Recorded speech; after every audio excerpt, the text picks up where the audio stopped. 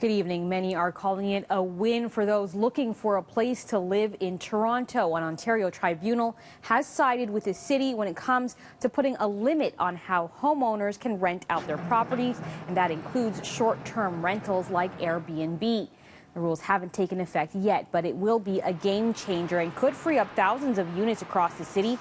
Under the new guidelines, homeowners listing their property for a short-term rental, which is less than 28 days, can only rent out their primary residence for a maximum of 180 nights per year.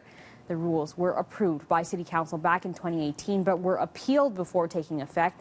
The group Airbnb, which has ties to the hotel industry, has been pushing for those guidelines since 2016. They say this decision could not only free up more space for renters, but also creates new opportunities in the hospitality industry.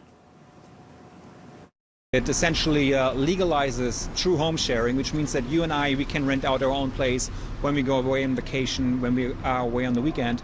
But you and we cannot stockpile, lease up or buy up dozens and dozens and dozens of residential housing units. So I think what's happening too is that we see a lot more hotels being built in the city of Toronto, for example, if there is not unregulated competition from ghost hotels, because investors would see, okay, investment into hotel stock actually makes sense in the city if we don't have to compete with the gray market. And Airbnb released this statement in reaction to the tribunal decision. It reads in part, while this ruling provides regulatory certainty for home sharing in Toronto, we continue to share our hosts' concerns that these rules unfairly punish some responsible short-term rental hosts who are contributing to the local economy. We remain committed to working closely with the City of Toronto and the Airbnb community as these new rules are implemented. And the city has not said exactly when the rules will take full effect. That information is expected to come next month.